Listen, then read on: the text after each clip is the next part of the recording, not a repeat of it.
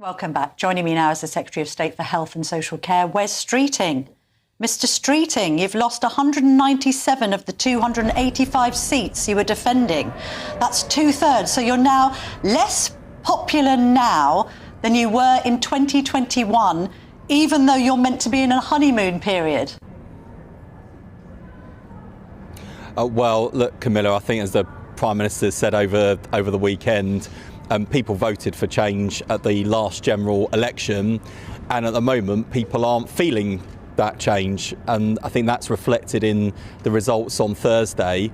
And you know, if I think about the NHS, for example, where we are making real progress, waiting lists have fallen 6 months in a row, the 2 million more appointments we promised in our first year, we actually delivered 7 months early. We're now standing at over 3 million. You know, if you're one of the people who's come off the waiting list, you'll be delighted. Alternative narrative to the one that you've just spun me there. People have had enough. Enough of low wages and sky-high bills, enough of high streets being left to rot, enough of crumbling infrastructure and public services that don't work, enough of broken promises. Do you know who said that? It was your Labour colleague. In a recent interview on GB News, Labour MP Wes Streeting faced an unusually intense line of questioning from host Camila, marking a departure from the more conventional tone often seen in political interviews. The exchange quickly gained attention for its combative nature, with Tomini challenging Streeting on a range of issues, including the NHS, Labour's electoral performance, and internal party criticism. Early in the interview, Streeting pointed to what he described as progress under Labour, noting that in their first year, they had delivered results 7 months ahead of schedule and had reached over 3 million cases addressed. However, Tomini countered with a sharp reminder that more than 7 million people remain on NHS waiting lists, raising doubts about the tangible impact of those improvements. "Don't tell me things are improving, I'm still waiting," she said, echoing sentiments often expressed by members of the public. The conversation then turned to Labour's electoral performance. Tomini highlighted that the party had lost 197 out of 285 seats it was defending, prompting her to question whether Labour was truly gaining popularity.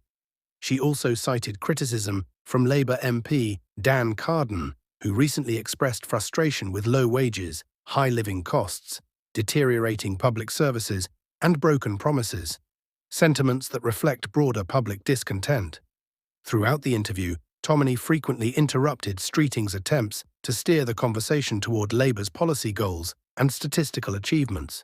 She pressed him on whether these improvements were being felt by ordinary citizens, emphasizing the gap between official figures and lived experiences.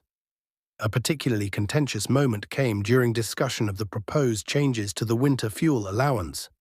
Tomini characterized the policy as widely unpopular, even among Labour's own base, and pressed Streeting on whether the party would reconsider its position. The interview also touched on sensitive topics such as controversial comments from Labour figures and guidance issued by the North East London Foundation Trust concerning gender-critical views. Streeting appeared visibly uncomfortable at points and eventually acknowledged difficulties in understanding some of the language used in that guidance. What set this interview apart was the confrontational tone and persistent follow-up questions, which contrasted with the more restrained approach often seen in political journalism.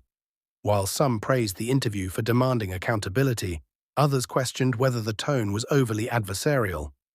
Ultimately, the exchange raised broader questions about the role of political journalism in the UK. Should interviews challenge politicians more directly to reflect public concerns? Or does aggressive questioning risk reducing meaningful dialogue? This interview, regardless of interpretation, highlighted how different approaches to political interviewing can significantly shape public perception and discourse.